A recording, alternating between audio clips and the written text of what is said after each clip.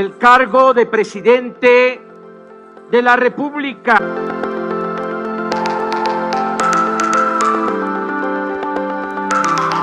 Muy buenos días, estimada comunidad universitaria, comunidad académica, en especial de la Facultad de Derecho, que nos ve a través de las redes sociales, en especial Facebook Live, y nos escucha a través de Radio YUS de la Facultad de Derecho.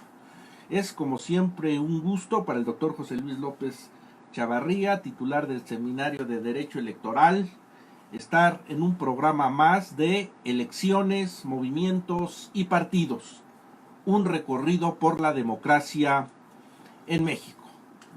Hoy además es un día significativo porque concluimos la tercera temporada de este programa que analizó diversos temas coyunturales y trascendentales de la realidad constitucional y política mexicana.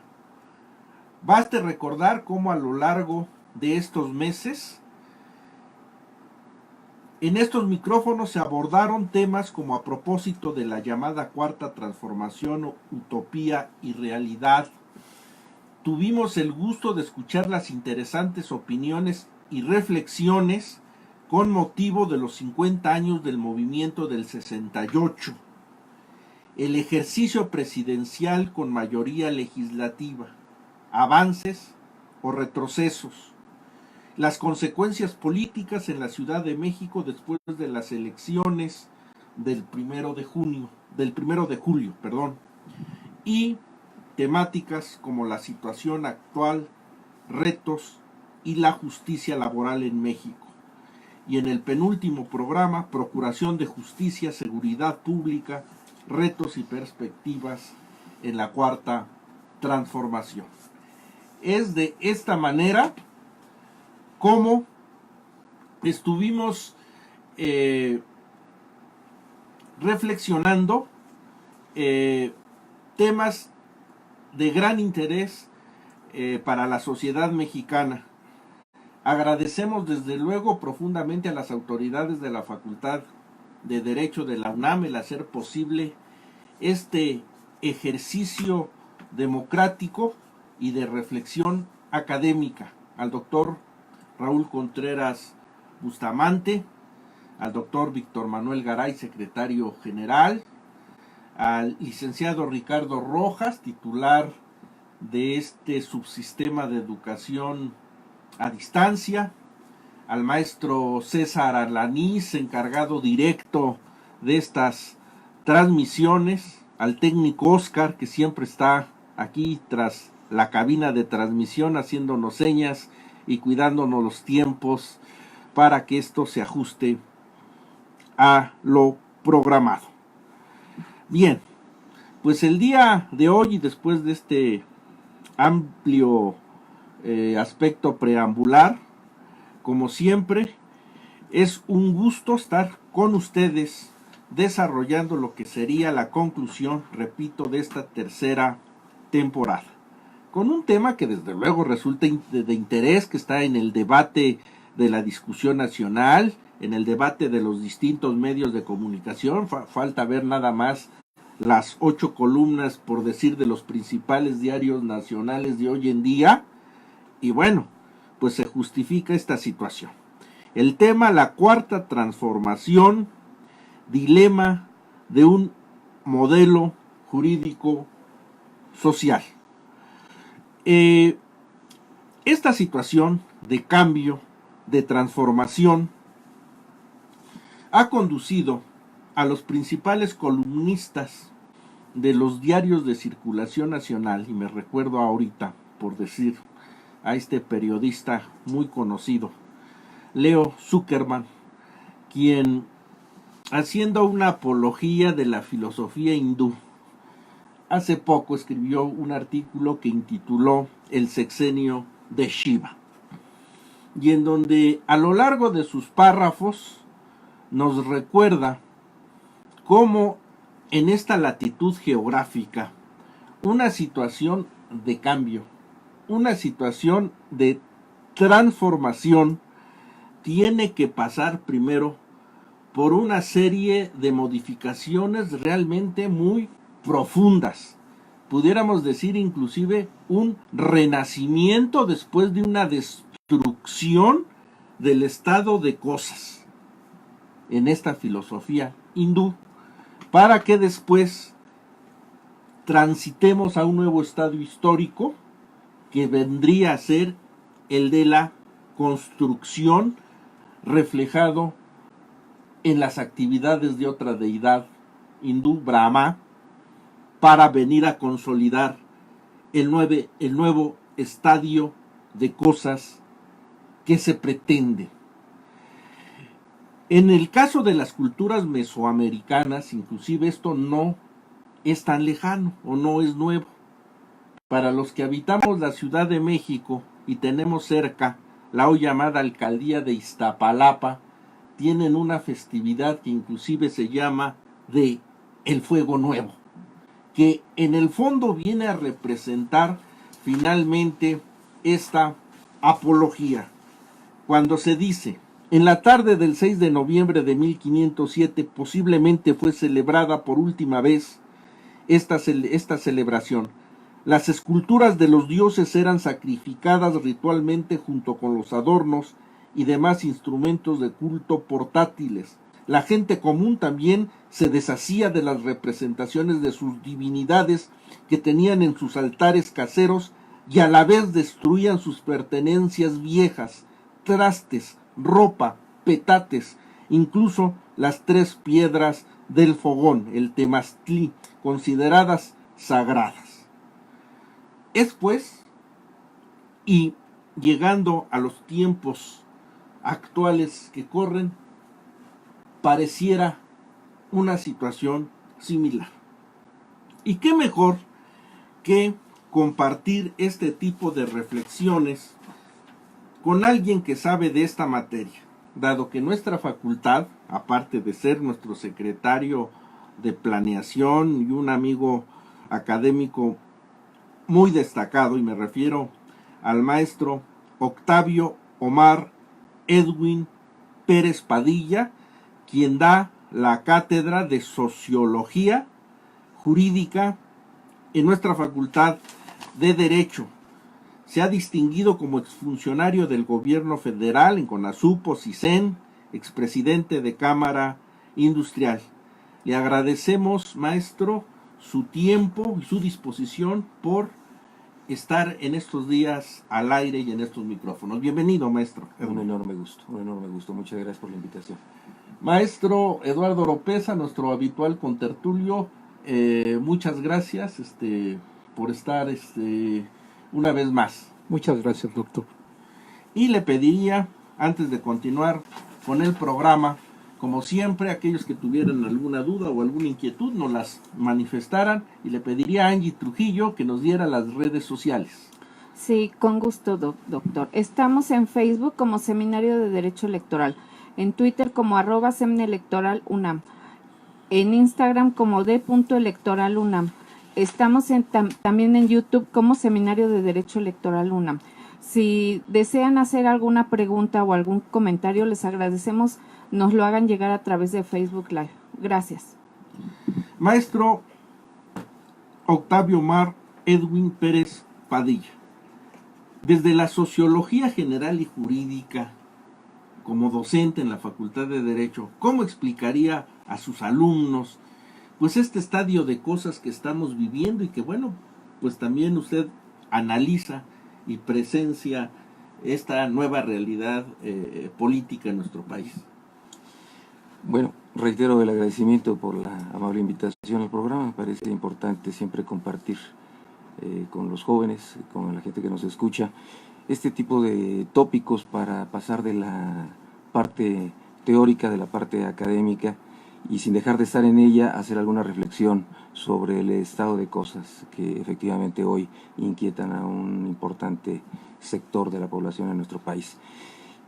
Para abordar un tópico tan complejo como el que me hacen favor de pedir que platiquemos el día de hoy, yo lo presentaría académicamente hablando, en una serie de ejes. A mí se me ocurren básicamente 5 ejes a través de los cuales podríamos tratar de abordar el tópico. ¿Cuáles serían? El primero sería analizar desde la perspectiva de Max Weber las relaciones que él propone de poder y de dominación. Ese sería el primer eje. El segundo sería intentar explicar la noción sociológica prácticamente de la Constitución. El tercer eje, hacer una aproximación a lo que sería la noción jurídica de la Constitución. Un cuarto eje, la necesidad del apego necesario pues siempre a la Constitución, y un último, el respeto a la división de poderes. Me parece que a través de estos ejes podríamos intentar una aproximación que diera más o menos luces sobre el tema desde una perspectiva sociológica y también jurídica de este tópico. Claro, maestro, indudablemente. Y referenció el primer eje, y es el clásico enfoque de Max Weber, que nos habla de distintos tipos de liderazgos políticos que en una comunidad pueden existir. Es correcto. En el caso del actual presidente constitucional de México, en esa tipología, ¿qué pudiéramos destacar? Veamos, como lo haría Max Weber, primero cuáles son esas 3 formas y luego trataríamos de ver en cuál de ellas es que podríamos encajar el perfil de nuestro presidente. Decía Max Weber que hay básicamente, en primer lugar, dos aspectos, que él hace la diferencia entre lo que es poder y lo que es dominación.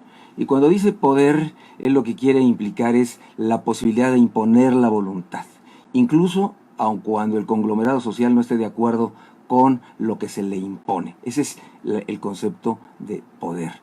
Y junto a este concepto de poder nos habla Max Weber de lo que es la dominación.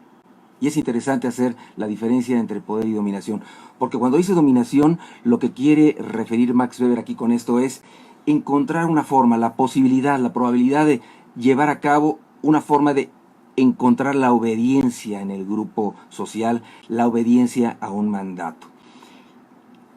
Hecha esta diferenciación, entonces sí pasaríamos dentro de lo que es el concepto de la dominación, que no en este momento del poder, de la dominación, las 3 formas que él aborda para identificar cómo es que la dominación puede darse en un grupo social. Y así es que refiere que hay una dominación de orden carismático, una dominación de orden tradicional y lo que él denomina la dominación legal racional. Veamos la primera de ellas. La que se refiere a la dominación carismática. Y entonces empezarán seguramente en la mente de quienes nos escuchan a hacer una serie de resonancias de alguna de estas 3 formas de dominación, y la gente dirá, ahí es donde encaja. Vamos a ver si logramos que la gente misma pueda ir haciendo estos acomodos intelectualmente hablando. Claro. Cuando se habla de dominación, dice Max Weber, de lo que estamos hablando es de la, entonces, posibilidad de encontrar en un personaje una cualidad extraordinaria o sobrenatural que se le atribuye a una persona en cierto grupo social. Y se dice que tiene básicamente 3 características este tipo de dominación carismática. La primera es que axiológicamente es neutro, esto es, no es ni bueno ni es malo. El segundo es que tiene su validez depende de un reconocimiento psicológico del grupo social. Esto es, el grupo es el que le otorga el poder de manera voluntaria. Y la tercera característica es que el líder carismático tiene un grupo intermedio entre el líder y el grupo social. Estos son los hombres de confianza, el séquito, los seguidores, o lo que también llama Max Weber, los discípulos, el discipulado. Esta es la primera forma, la de orden carismático. Hablemos de la segunda forma. A ver si ya nos dio muchas cosas. A ver si ya con esta primera aproximación de lo carismático, a ver si ya empezó a hacer algún tipo de resonancias en el intelecto de la gente. Hablemos de la tradicional. La segunda forma de dominación, dice Weber, es la de orden tradicional. Y aquí Weber dice, este tipo de liderazgo se apoya en las tradiciones, en la costumbre. Esto es, se hacen las cosas porque siempre se han hecho de esta manera. Esa es la de orden tradicional. Hablemos de la tercera, la legal racional.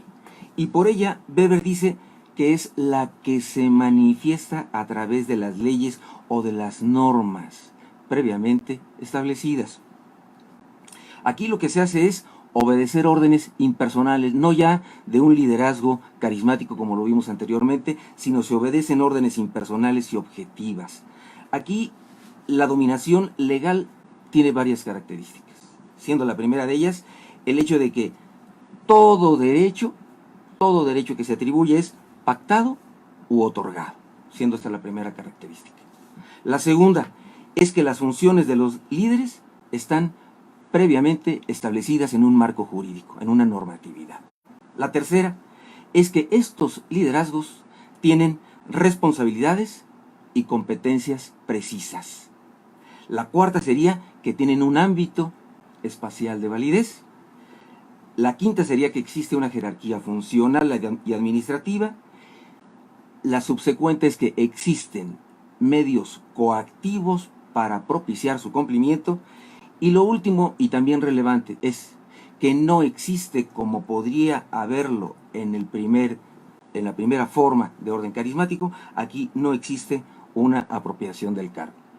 A partir de esto, me parece que podemos empezar ya a dibujar, a ubicar, a tratar de encontrar dónde es que la presidencia actual de nuestro país se ubica, pero me gustaría, más que referirlo precisamente yo, como me dijeron que esto era una tertulia, provocar a que sean ustedes quienes me ayuden a construir la ubicación del actual liderazgo. A ver, maestro Eduardo López, tan dado a su inclinación por las vocaciones históricas, hay tres ejes referenciales, ¿verdad? La carismática, la tradicional y la legal propiamente. Mire, doctor, ¿Qué noción le genera este tipo de perfiles de liderazgos a través de los estadios históricos, por decir? Analizando la personalidad del nuevo presidente, don Andrés López Obrador, yo diría, vamos a invertir las cosas. ¿Qué sucede con lo legal? ¿Cómo se gana al pueblo corrompiendo la ley?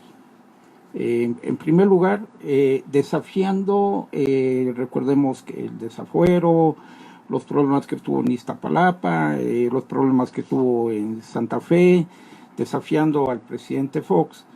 Una vez que desafía, que rompe el paradigma legal, de alguna forma él se gana al pueblo mexicano.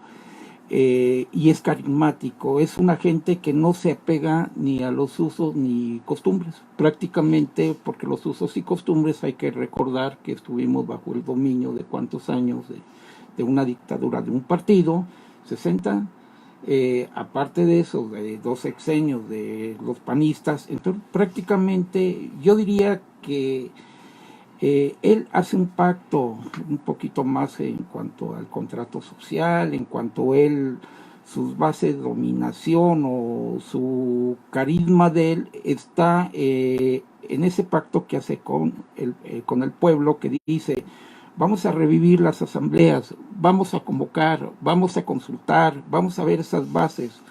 Una vez que él tiene en su poder eso por un lado, y por el otro es cómo se ganó a todos los habitantes de la Ciudad de México cuando fue jefe de gobierno. Se los gana mediante un don, dar y recibir. Él otorga una pensión, él eleva los programas sociales, inclusive ahorita vemos sus 100 puntos de acciones.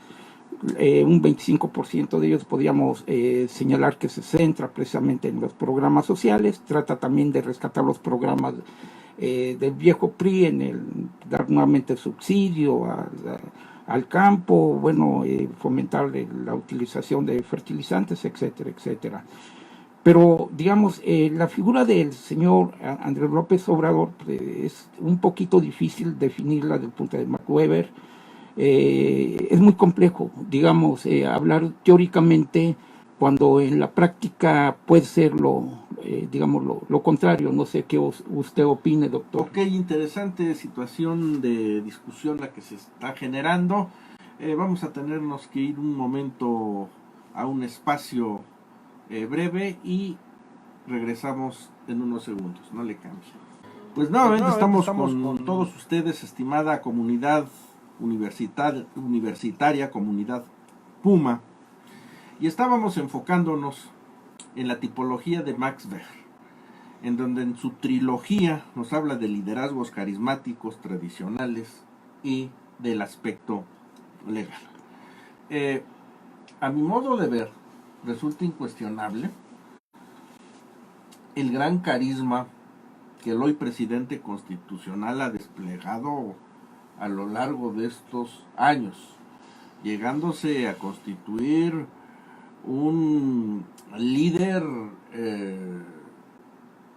con un carisma fuera de todo cuestionamiento. Tradicional, bueno, como señalaba el maestro Oropesa, luego es difícil ubicarlos en estas tipologías teoréticas.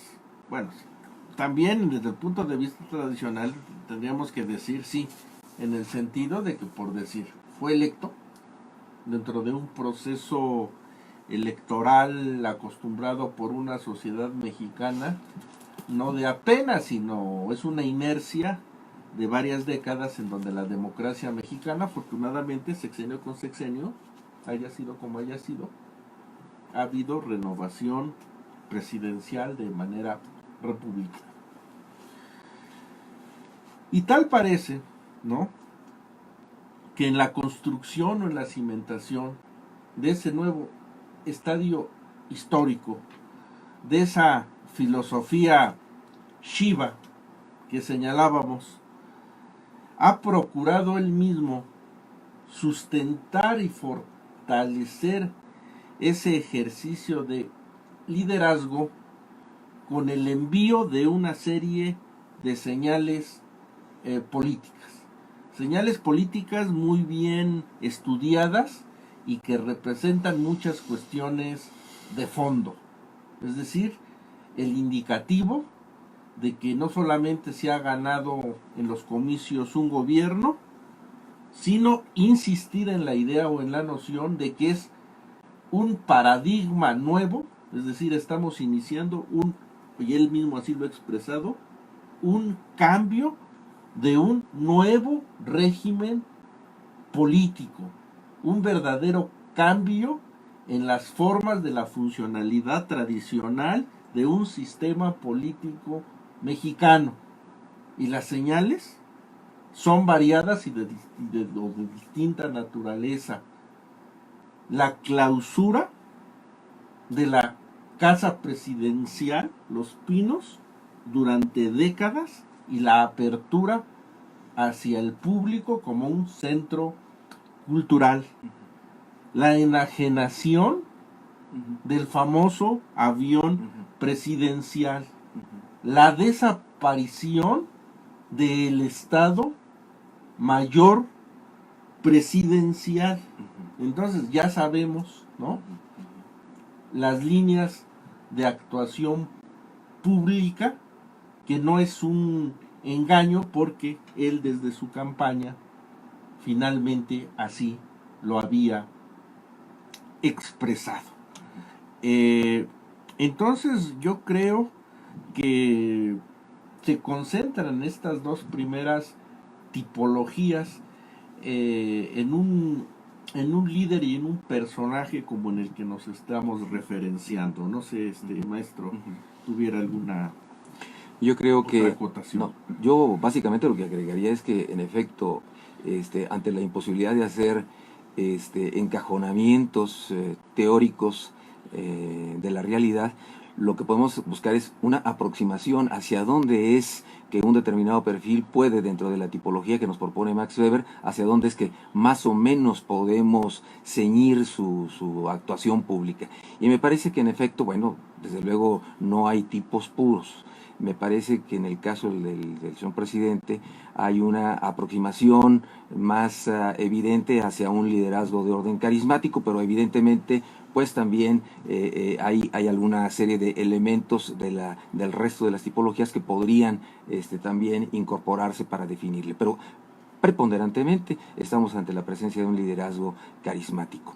Si no tiene inconveniente, me gustaría que, habiendo hecho esta conclusión, del tipo de presidente en esa tipología que hoy México tiene, podríamos pasar, mi querido doctor, mi querido maestro, podríamos pasar al subsecuente eje que proponía yo al inicio con ustedes para desarrollar esta conversación, y que tiene que ver este segundo eje justamente con la noción sociológica de la Constitución. Y van a ver que al final, ¿por qué es importante el que hayamos insertado este eje? Porque hay por ahí una propuesta sobre una constitución moral que me parece importante, antes de abordarla, si es o no conveniente, si es o no pertinente, primero decir sociológicamente qué es o qué se entiende por una constitución. Y aquí, claro, si no tienen inconveniente, queridos amigos, me gustaría traer a colación el pensamiento de Hermann Heller, que nos propone básicamente 3 aproximaciones cuando se trata de identificar a una constitución. Y él nos habla en primer lugar de la constitución en términos de una realidad social. Dice, analicémoslas de 3 maneras. Y la primera de ellas, la constitución como una realidad social. Esto es, como la constitución, dice él, cuando es en realidad la suma de los factores reales de poder. Y cuando dice factores reales de poder, lo que se quiere decir con ello es esa fuerza activa y determinante que influye sobre estas y todas las demás leyes. Eso es lo que Hermann Heller junto con Ferdinand Lassalle nos propone para definir a la Constitución en términos de una realidad social, ¿no? Claro. No es tanto, dice Heller, no es tanto el documento escrito. Aquí estamos hablando de una realidad social. Primera aproximación, la Constitución como realidad social.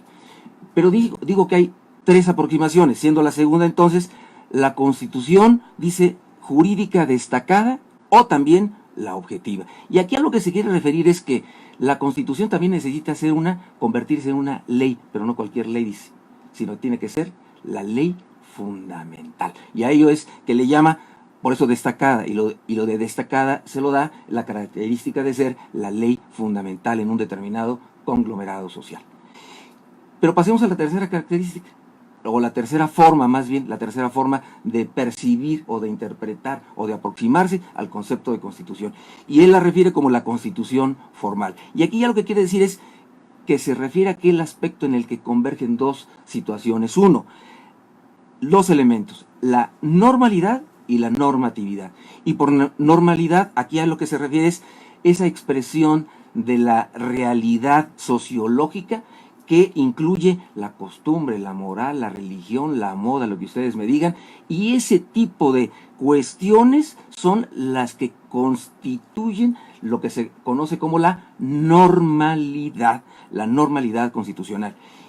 Y nos queda el último elemento, que es la normatividad. Esto es el proceso por virtud del cual esa normalidad se deviene en una, efectivamente, constitución escrita a través de todo un proceso que la sociedad se diseña a sí misma para conformar, para construir, para vertebrar esos aspectos fundamentales de la sociedad.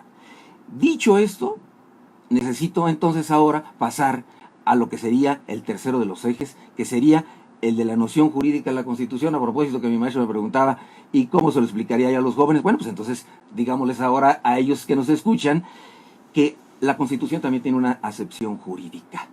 Y claro, por ello lo que queremos decir es lo siguiente. Tanto jurídica como sociológicamente solamente puede haber una Constitución. No pueden haber muchas constituciones. Es una. Y esto es así porque se trata de un modo excluyente en el que solamente hay una ley fundamental. No puede haber 100 leyes fundamentales. Hay una.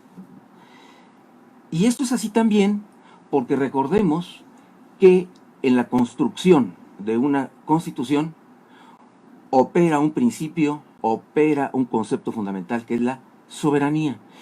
Y si recordamos que soberanía viene de super omnia, que quiere decir sobre todo, lo que opera sobre todo el poder supremo, no puede haber un poder supremo sobre el cual luego a su vez haya otro supremo, hay uno solo. Sí, sería un absurdo. Sería un absurdo. Entonces, constitución es solo una por el concepto de soberanía, por la característica de super omnia. Por lo tanto, entonces aquí, ahora sí saco a colación el tema de la famosa constitución moral.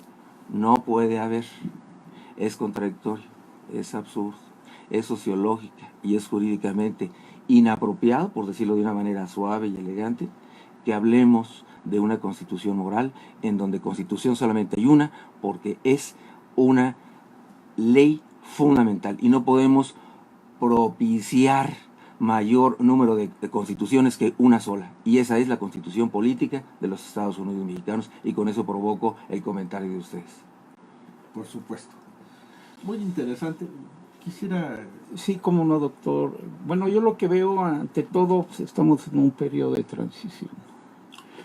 Cuando analizamos cómo se derrumban las estructuras del pasado, las estructuras políticas, me recuerda mucho a Sánchez Vázquez, al filósofo de esta universidad. Eso por un lado.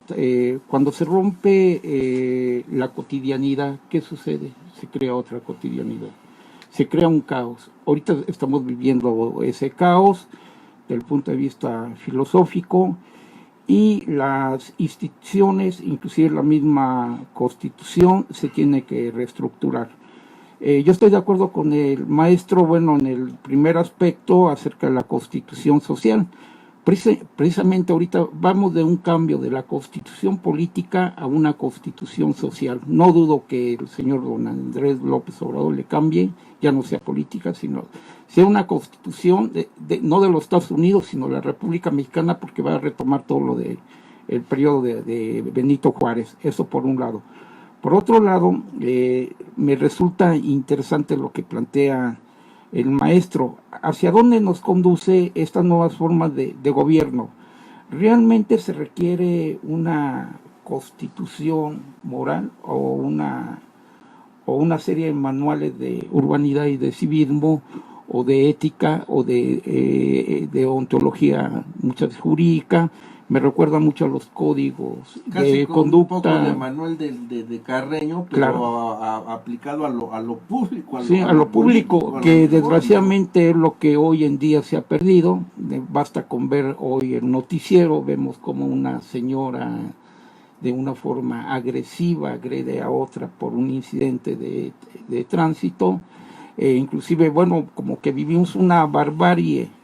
Y viendo nuevamente, retomando lo que el doctor señaló del programa de acciones de don Andrés López Obrador, precisamente lo que se busca es rescatar esa urbanidad que desgraciadamente se ha perdido, y habría que fomentarla desde las estancias infantiles hasta en las universidades. Y digamos, nosotros estamos en una selva de concreto donde todo principio, todo valor se pierde, y no se diga en el campo. Entonces hay que rescatar los valores humanos.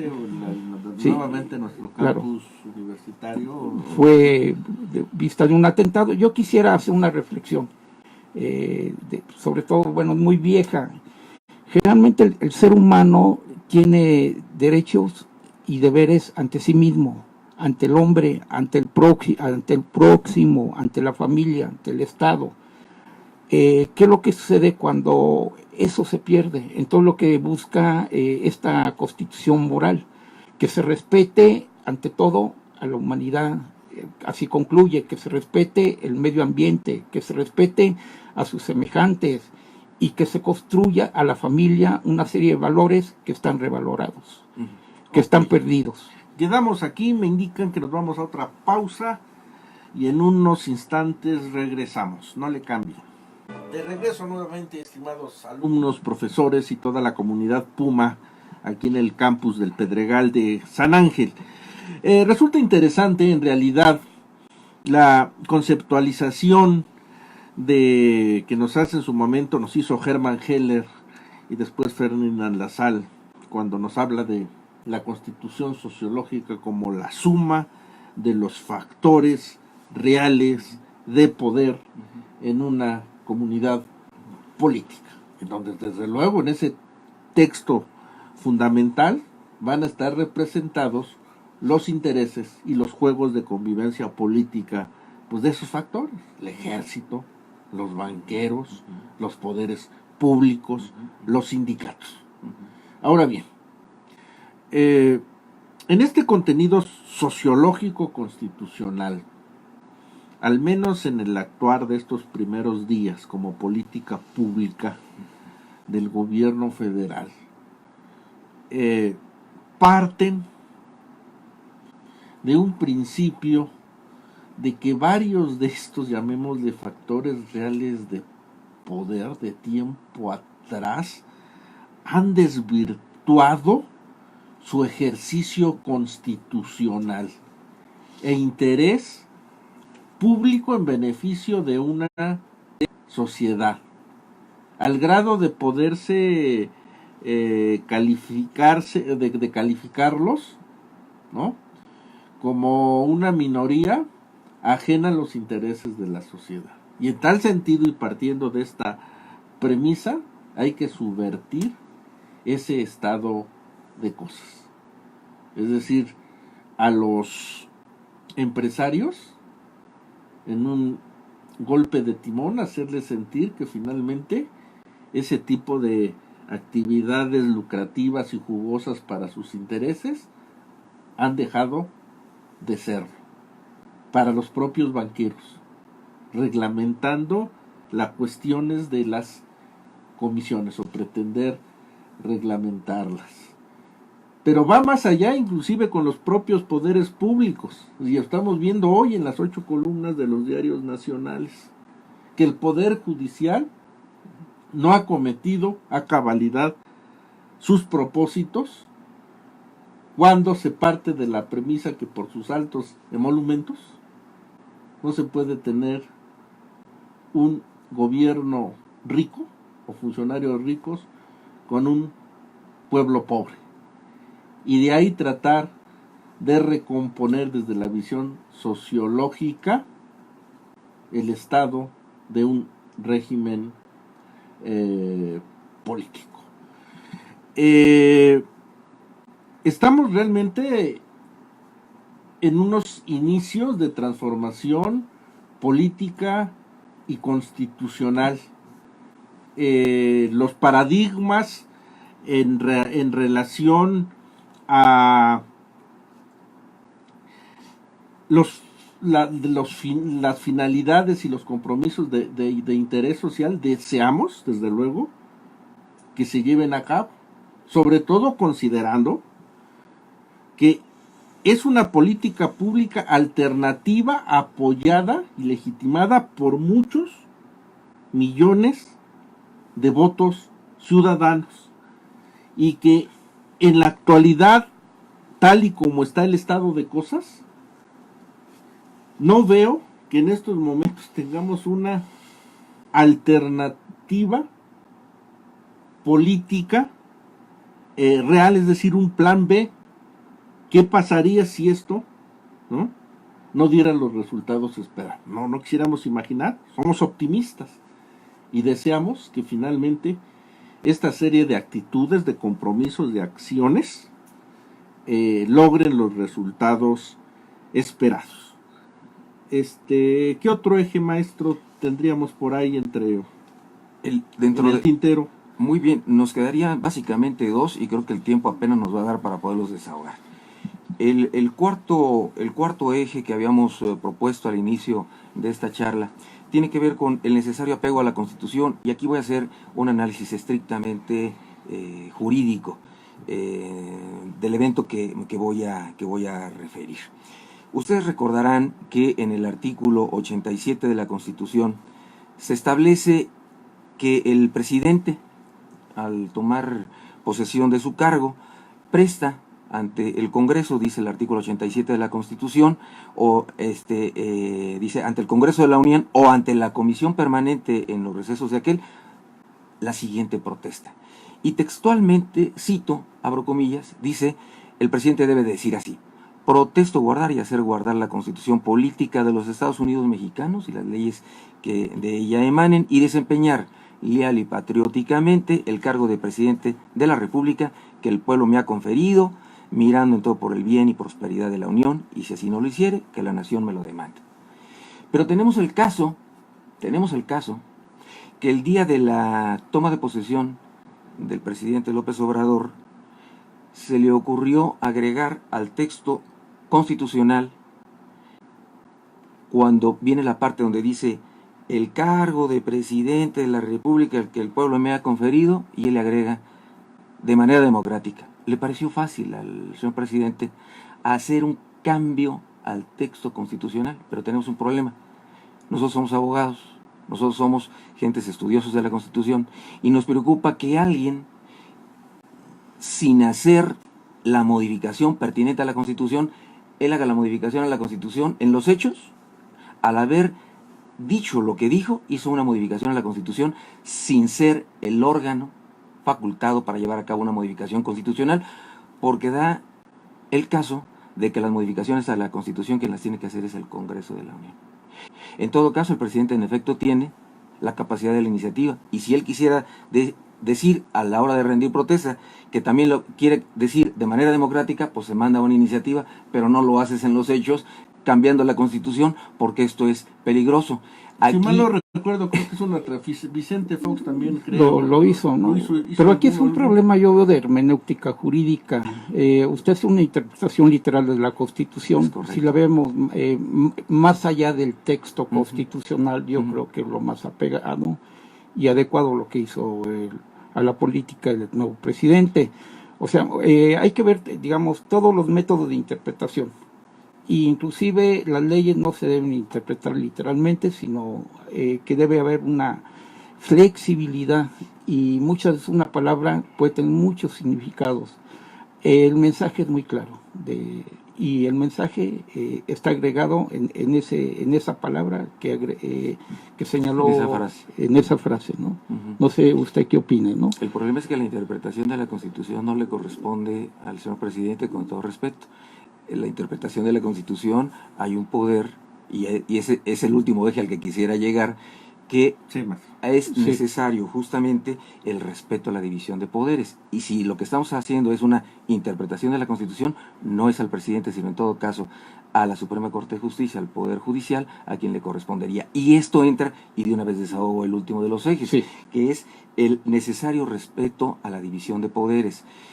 No me imagino yo que por desconocimiento o por una excesiva concentración del poder en cualquiera de los tres poderes, demos al traste con la necesaria aspecto de pesos y de contrapesos y de equilibrios de poderes, de respeto a los poderes de la Unión. Me parece, a propósito de la definición de un perfil, me parece que aquí lo que tendríamos que decir en términos de gente, juristas que aspiramos a ser, que sí es importante que cada uno de los poderes tenga perfectamente claro cuál es su papel constitucionalmente hablando, si lo que queremos es tener un desempeño organizado, un desempeño correcto, un desempeño democrático incluso de nuestro país. Bien, maestra, manera de conclusión, porque ya el tiempo apremia. Sí, yo veo que más bien el mexicano no ejerció el voto razonado. Si hubieran elegido al poder legislativo por otro partido político, habría una división real de poderes, pero cuando un partido político gana en las elecciones, y yo lo que veo ahorita, la oposición real que existe del gobierno del nuevo presidente, es el Poder Judicial. Somos los abogados que le hacemos un frente y tratamos de equilibrar. Desgraciadamente el Poder Legislativo está a favor del Poder Ejecutivo. Y como cosa rara, lo vemos hoy cómo se manifestaron todos los magistrados y los jueces de distrito en todas partes de la República. Y es un ejemplo de lo que es el Poder Judicial. Muchas gracias, maestro. Sus palabras finales, maestro, que le gustara que se quedara la comunidad universitaria que lo ve y la escucha por las redes sociales. El director de la Facultad de Derecho tiene una campaña importantísima que se llama Campaña por la Legalidad. Me parece que la comunidad jurídica de la universidad, pero la comunidad toda de nuestra universidad, habría de comprometerse, y debiéramos todos comprometernos con esta campaña por la legalidad, que atañe sí a la comunidad universitaria, pero al país todo, y por supuesto en ello incluido primariamente, originalmente, destacadamente, el cumplimiento que de la Constitución debe de ser el primer mandatario del país, que es justamente el presidente López Obrador. Muchas gracias, maestros. Pues indudablemente, a manera de epílogo, como lo señala el título, la cuarta transformación, dilema de nuevo modelo jurídico social, es una realidad. En estos momentos el Estado mexicano está en la construcción de una nueva relatoría de valores, de principios, de paradigmas a alcanzar por esta comunidad política. Queda en evidencia que la democracia liberal hoy en día, en el siglo XXI, también atraviesa por serias, grandes crisis, y que un nuevo relato está por construir. Ojalá que este nuevo tipo de paradigmas finalmente se traduzca en un beneficio y acercamiento a las clases sociales más necesitadas. El problema de las disfunciones de la democracia están hoy presentes, y qué bueno que en estos nuevos esfuerzos y en este abanico de nuevas perspectivas se corrijan una serie de irregularidades que lamentablemente durante décadas venimos arrastrando. Es el mejor deseo que como Facultad de Derecho y Seminario de Derecho Electoral deseamos al nuevo gobierno constitucional de México. Esto es todo y nos veremos pronto en un programa más de elecciones, movimientos y partidos. Un breve recorrido por la historia de la democracia en México. Hasta pronto.